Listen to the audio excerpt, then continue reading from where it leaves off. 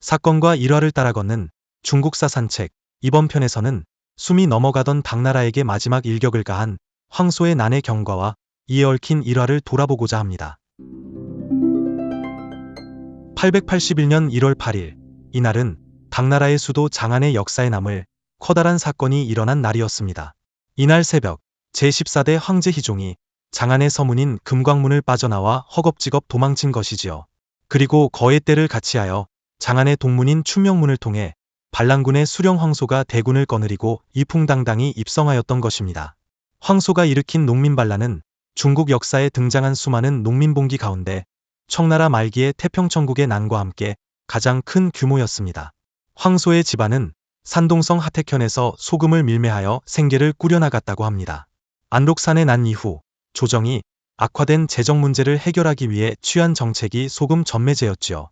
758년 강회지방에서 소금 전매제가 실시되어 큰 성과를 거두자 2년 후 전국으로 확대되었던 것입니다.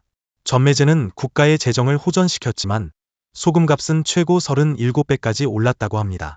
그래서 담식자, 즉 싱겁게 먹는 자가 나오고 사염지도, 즉 소금 밀매업자가 나오는 것은 당연한 기결이었던 것입니다. 소금 전매제에서 재미를 본 조정은 차에 대한 전매제 역시 실시했습니다.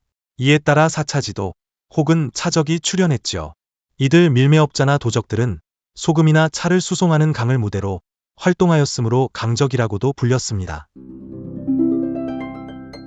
같은 소금 밀매업자였던 왕선지가 874년에 먼저 군대를 일으키자 이에 호응하여 황소도 군대를 일으켰습니다. 황소가 당왕조의 수도인 장안을 겨누면서 천보평균 대장군이라고 자칭한 것은 당시 민중들의 평균에 대한 염원을 대변한 것이었습니다. 이 칭호는 하늘로부터 명을 받아 빈부의 차를 없애는 평균을 행한다는 의미였지요. 황소의 봉기에 호응하여 해마다 계속되는 가뭄과 홍수, 병충해로 인하여 논밭을 버리고 유랑생활을 하던 농민들이 속속 그들의 희하로 모여들어 삽시간에 수천 명의 군사를 모을 수가 있었습니다. 왕선지와 황소의 반란군은 한 곳에 머무르지 않고 이곳저곳을 공격하다가 어디론가 곧바로 사라지는 게릴라 전술을 써서 관군을 혼란시켰습니다. 당시 반란을 일으킨 세력은 앙선지, 황소 두 사람뿐이 아니었고 절서 등의 다른 지방에서도 관군이 반란을 일으켜 천하가 혼란스러웠습니다.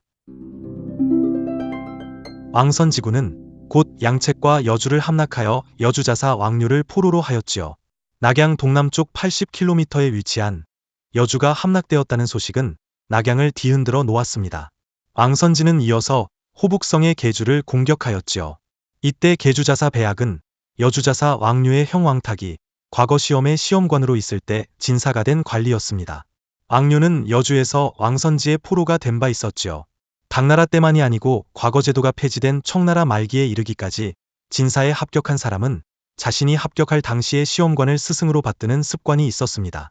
포로 신세였던 여주자사 왕류는 형 왕탁에게 부탁하여 계주자사 배악을 통해 왕선지가 관작을 받도록 주선해 보겠다고 왕선지에게 제의했습니다. 사실 대장군이라 칭하고 있었지만 세상으로부터 초적의 두목으로 취급받고 있던 왕선지는 이 제의에 솔깃했죠. 벼슬자리가 탐이 난 왕선지는 왕류의 제의를 일단 받아들이기로 하였습니다.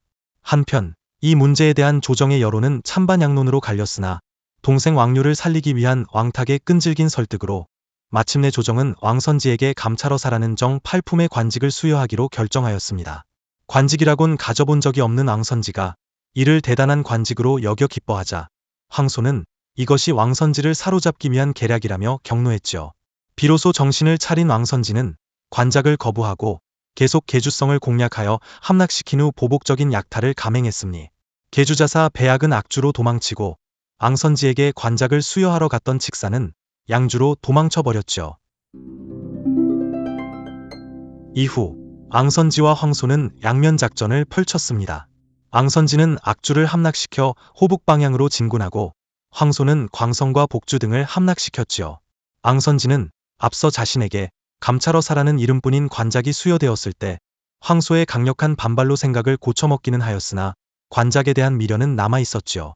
1년 후 초토부도감 양복광으로부터 다시 관작을 주겠다는 제의가 들어오자 이번에는 신이 많은 부장, 상군장을 교섭차 양복광에게 파견하였습니다.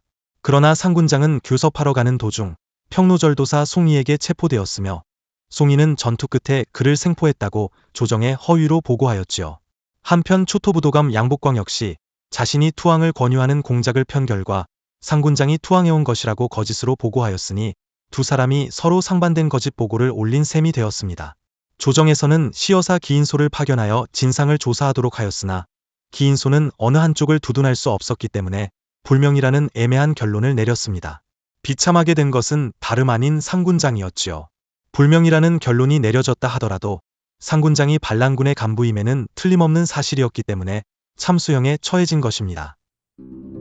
상군장의 참수형에 크게 노한 왕선지는 형남을 초토화시키고 이듬해인 878년에는 강릉을 노략질하였습니다. 강릉성 30만 주민의 3 내지 4할이 죽임을 당하는 큰 참화를 입었다고 하지요. 이성을 잃은 왕선지가 무고한 백성들에게 안갚음을 한 것입니다. 이런 왕선지에게 운명의 날이 다가오고 있었지요. 초토사 증원유가 신주 동쪽에서 왕선지군을 대파하고 황매에서 왕선지군에게 해심의 일격을 가하여 반란군 5만 명을 죽이고 생포한 왕선지를 참수하여 그의 머리를 장안으로 보낸 것입니다. 왕선지는 죽었지만 아직도 10만 가까운 병력이 남아 있었지요. 앞서 죽임을 당한 왕선지의 부장, 상군장의 동생 상향은 왕선지의 10만 장군을 거느리고 박주를 포위하고 있던 황소군에게 합류하였습니다. 여기서 힘을 얻은 황소는 부하들에게 추대되어 자신을 충천대장군이라 칭하고 연호를 왕패라 일컬었지요. 충천이란 당왕조를 전복시킨다는 뜻이고 앙패란 자신들의 왕조를 세울 것이라는 뜻이었습니다. 황소는 강서에서 절강으로 진군하여 12월에는 복주를 함락시켰습니다. 이듬해인 879년 6월 황소는 영남동도절도사 이소와 절동절도사 최구에게 서신을 보내 자신에게 천평절도사의 관작을 내리면 조정에 기순하겠다고 제안하였습니다. 천평절도사는 황소의 고향인 조주를 관할하고 있던 관직이었지요. 이전에 앙선지가 벼슬을 받으려고 하자 화를 냈던 황소 역시 높은 벼슬을 얻어 금에 환영하고 싶은 생각이 간절했던 것입니다. 그러나 조정에서는 황소의 제의를 이런지하에 거부하였습니다.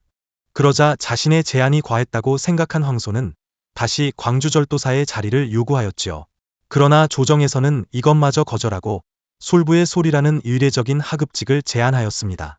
조정의 제의를 모욕으로 받아들여 크게 노한 황소는 하루 만에 광주를 함락시킨 후 영남동도절도사 이소를 포로로 삼는 한편 계속해서 영남의 각현을 초토화시켰습니다. 그러나 대부분이 북방 출신인 황소군의 병사들은 영남의 풍토에 익숙하지 못해 10명 가운데 서너 명이 병으로 죽는 상태에 이르렀습니다. 황소는 부하들의 권유에 따라 공격 방향을 북쪽으로 돌릴 수밖에 없었지요. 북쪽으로 돌아가 큰일을 도모하자, 즉 새로운 정권을 수립하자는 것이 황소군의 구호였습니다. 이렇게 해서 황소군의 북벌이 시작되었지요. 북벌군은 계림에서 장강의 흐름을 타고 북상하여 형주, 영주를 지나 담주를 격파하였습니다. 이곳에서 관군 10만이 죽어 시사열애를 이루었다고 신당서는 기록하고 있습니다. 황소군이 파죽지세로 밀고 올라가니 지나는 곳마다 속속 황소군에 항복하였습니다. 희종 원년인 880년 11월 황소군은 마침내 낙양을 함락하였습니다. 낙양유수 유윤장은 백관을 거느리고 나와 황소를 맞아들였지요. 문자 그대로 무혈입성이었습니다. 낙양의 백성들 역시 군기가 엄정한 해방군이라는 소문을 믿고 안심하였습니다. 낙양을 함락한 다음 달 12월 60만 대군의 황소군은 만명이 지키고 있던 동관을 하룻밤에 돌파하였습니다. 동관을 지키고 있던 관군은 장안에서 파견된 2000여 명의 신책군을 포함한 거의가 노약자를 끌어모은 군대였지요. 이들 신책군은 황소군을 동관에서 장안까지 안내하는 구실만을 했을 뿐입니다. 황소군이 4일 후 장안동 쪽의 패상에 육박하자 12월 5일 희종은 한관 전영자가 지휘하는 100명의 신책군에 호위되어 서쪽으로 피난길에 올랐습니다. 이날 오후 황소의 선봉장 시존이 마침내 장안에 입성하였지요. 친위군의 대장군 장직방이 문무관료 수십 명을 거느리고 황소를 맞아들였습니다. 황소는 장안에 남아있던 당나라의 황족 전원을 몰살시키고 함원전에서 즉위식을 거행하였습니다. 그리고 나라 이름을 대제 연호를 금통이라 칭하였지요. 황소는 제위에 오르자 곧 논공행상을 실시했으나 승리감에 도취하여 성도로 도망친 희종 황제를 추격할 일을 잇는 큰 실책을 저지르고 맙니다. 이 실책은 황소에게 크나큰 재앙이 되었지요. 또 장안 주위에 흩어져 있는 당나라 패잔병들의 무장을 해제하고 자신의 부대도 재편성해야 했으나 이 또한 게을리했습니다. 이런 몇 가지 실책은 당황조에게 잠시나마 숨 돌릴 기회를 주었던 것이지요. 당황조의 잔존 세력은 이 기회를 이용하여 아직 기반을 닦지 못한 황소의 정권을 무너뜨릴 궁리를 하였습니다. 이들 무리들은 친위군 대장군이었던 장직방의 집에서 비밀회의를 갖고 황소를 체포하고 희종을 다시 장안으로 맞아들일 계획을 세웠지요. 황소는 이 같은 음모를 사전에 탐지하여 일단 진압하였으나 얼마 후 진용을 정비한 당나라 장군이 장안을 공격하자 군대를 거느리고 패상으로 철수하는 수밖에 없었지요. 황소군이 물러나자 장안에 입성한 관군의 선발부대는 살인, 방화, 약탈을 자행하였으며 그동안 몸을 숨기고 있던 당황조의 관리들도 보복으로 많은 사람을 살해하였습니다. 이를 지켜보고 있던 황소군은 그 틈을 노려 다시 장안에 진입하여 장안을 탈환하였지요. 그리고 황소군이 패상으로 철수해 있는 동안 살인, 방화, 약탈을 한 무리들을 체포하여 죽였는데 그 수를 헤아릴 수 없었다고 합니다. 그러나 883년에 이르러 황소군의 전력은 눈에 띌 정도로 약화되어 장안의 남, 서, 북은 모두 당군에 의해 봉쇄당하기에 이르렀으며 동쪽 낙양으로 통하는 길만 황소군의 부장 주온이 지키고 있었습니다. 그러나 형세가 불리하다고 판단한 주온이 황소를 배반하고 당군에 항복함으로써 낙양과의 교통도 차단당했으며 이로써 장안은 고립 상태에 빠졌습니다. 주온의 배반은 황소에게는 치명적인 타격이었고 반대로 당조정에는 천병만마나 다름없는 큰 힘이 되었지요. 당조정에서는 주온에게 요직을 내리고 전충이라는 이름을 하사하였으니 이 주전충은 당나라가 망하자 들어선 5대 19의 첫 번째 왕조인 후량의 태조가 된 인물입니다. 한편 당나라의 기순한 사타족 출신의 이극용도 양전피에 주둔하던 항소군 15만 명을 격파하고 장안으로 진격해왔지요. 양전피의 패전 소식을 들은 황소는 15만 명의 군대를 거느리고 남전으로 퇴각하였습니다. 황소군은 후퇴하면서 금은보화를 길바닥에 뿌리는 작전을 폈기 때문에 관군은 보물줍기에 혈안이 되어 황소군을 추격할 것을 까맣게 잊어버렸다고 합니다. 이러한 상황에서 당나라가 장안을 탈환할 수 있었던 것은 주로 주전충과 이극용의 힘에 의해서였습니다. 당조정은 주전충을 선무절도사로 이극용을 하동절도사로 임명하였는데 이때 이극용의 나이 28세였다고 합니다. 이극용은 터키계 사타족의 수장으로 원래의 성은 주야였으나 그의 아버지 주야적심이 당나라를 배반한 방훈의 난을 평정한 공로로 이씨성을 하사받아 이창국이라 불렸다고 합니다. 황소의 난이 일어나 천하가 혼란스러워지자 이극용은 삭주를 습격했다가 실패하고 숨어 지냈으나 조정에서 황소토벌을 위해 그를 용서하고 불러들였던 것입니다. 아무튼 장안에서 탈출한 황소는 그를 추격하는 주전충 이극용과 1년 이상 싸웠으나 패배를 거듭함으로써 전멸 상태에 빠졌습니다. 884년 6월 황소는 겨우 1000여 명의 군사를 거느리고 태산 동남 낭호산으로 도망쳤으나 호랑곡 전투에서 패하여 자결로 일생을 마쳤습니다. 그리하여 난을 피해 사천으로 몽진했던 희종은 5년 만인 885년 정월 성도를 출발하여 장안으로 돌아왔습니다.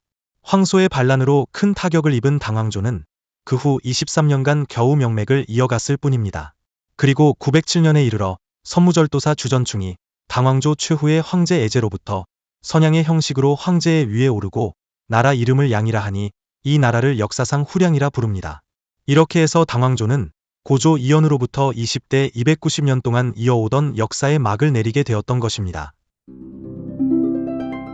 지금까지 숨이 넘어가던 당나라에게 마지막 일격을 가한 황소의 난의 경과와 이에 얽힌 일화를 돌아보았습니다. 마치겠습니다.